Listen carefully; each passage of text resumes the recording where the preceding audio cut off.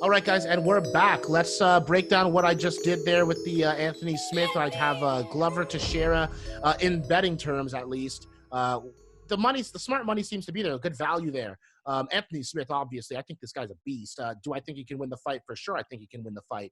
If you're asking me for my money, though, however, I will put it on the underdog with the opportunity to win.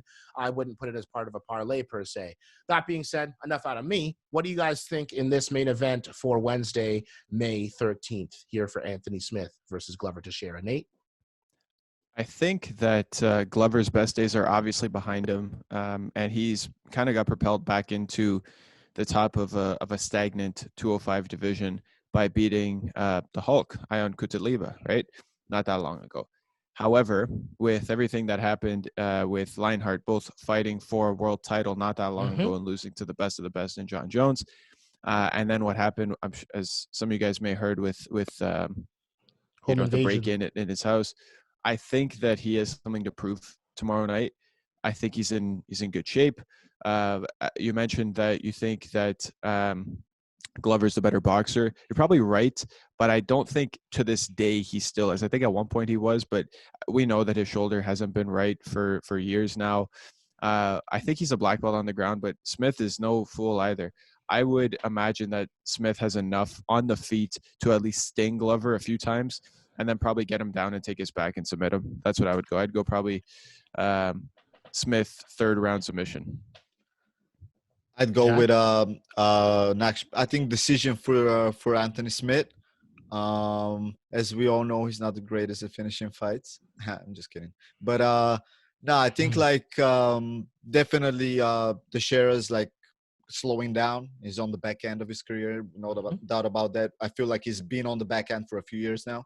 So I'd say he wouldn't probably knock him out, although that's definitely a possibility. But I would take the decision win for Anthony Smith. That's fair. Just straight up, I would not be surprised if Anthony Smith won. I just see Glover as an underdog in a fight that's very close. Yes, he's on the downside of his career, and I agree with you guys there. So anything can happen in these fights. I mean, honestly, this is the UFC, man. This ain't basketball. The better fighters don't always win. So we'll see what happens. All it takes is a split moment of anything to change the tide in a fight. So yes, I'm going to stick with my prediction there with Glover Teixeira via TKO, and that's it. Maybe make some quick money off of it. Next one we're going to talk about is Walt Harris taking on the Reem. What do we have here, boys? Nate, let's start with you here. Man, I can't stress enough how hard I'm cheering for Walt Harris, because obviously this has to go with outside of the cage stuff, and it has nothing to do with Alistair. It's just with, for those who don't know, Walt Harris lost his daughter last fall.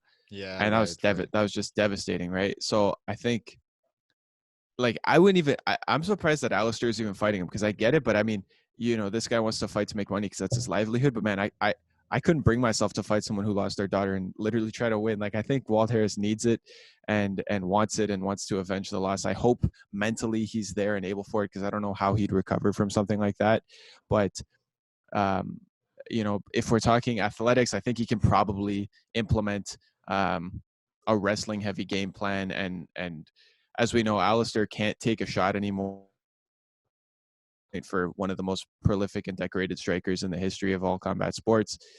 It wouldn't surprise me if Alistair was able to light him up on the feet, but it seems that anytime anyone makes contact with Alistair's jaw at this point, especially post Francis, oh my God, he's going out. So I think Walt Harris is big enough, athletic enough, and strong enough to take him down and TKO him with elbows. That's what I would probably imagine would happen, and that's what I'm hoping for in this one. I have to agree. Walt Harris is the favorite at -160. I'm definitely going to roll with Walt Harris here. The motivation, just hearing from that little mini trailer that they put out during Saturday's bout. For those of you who didn't see it, go check it out. It was just basically Walt Harris just talking about, the new level of motivation and just knowing that his daughter is with him. He said he heard a voice as loud as she was sitting right beside him saying, I'm here with you, go make me proud. Go do this for us. Like, this is like, I live on through your legacy type of thing. So I think when someone is motivated by something like that, there's nothing that's really going to stop them, especially with someone like Alistair Overeem, whose glass jaw has been reduced to rubble. I was just going to ask you, how long was the last time he got knocked out by Rosenstrike? Was it 6 months ago? Was it less than 6 months ago? Oh, when his lip got absolutely destroyed. Yeah. I think that was within the last 6 months. I'll look it up for you. Why would Doesn't feel like it was that long ago. Yeah, why would they let him fight again so early then? I don't know. I don't get it. Well, if you remember, after the plastic surgery, his lip looked fine again after a week. But the damage, he was beating Rosenstrike too, right, until he got knocked out. But I think most of us at this point, when we think about Overeem, we just think about him getting knocked out, right? December 7th, exactly 6 months ago. So isn't the commission kind of not allowing you to fight for 6 months after you get knocked out or something like that? I mean, that was December 7th. It's May 12th. So. Yeah, true, but still, that in my mind, I feel like that's a little too soon, man. Yeah, no, I mean, I don't like any fights for Alistair Overeem unless he's facing Alexei Oleinik again. But I mean, hey, take that back, man. Take that back, fucking. And I gotta say something. I gotta take everything I said about Oleinik back. Because oh my God, I know we all need to walk some of this back. We disrespected the man's name. I shitted on him so bad, bro. And then he comes like 50 pounds lighter. He's like moving around. Yo, he got abs. Okay. 42-year-old man's got abs up. And Verdum, Verdum looked old. Yo, Verdum, someone get this guy an Aerodyne bike, bro. This guy came in looking like thick with 16 Cs. Tick.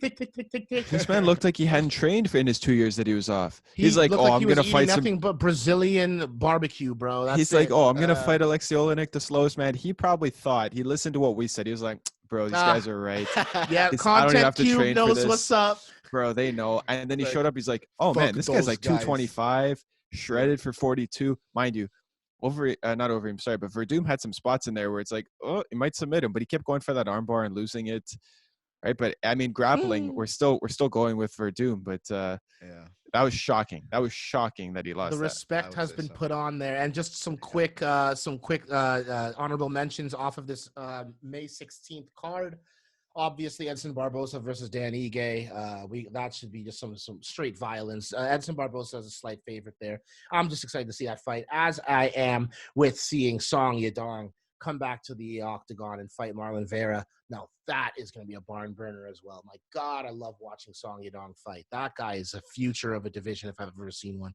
So be on the lookout for those ones. That concludes this week's episode. For myself, Nathan Santos, and Chad Juice, this has been That's Fighting, and we'll catch you on the next one. Peace out, A-Town.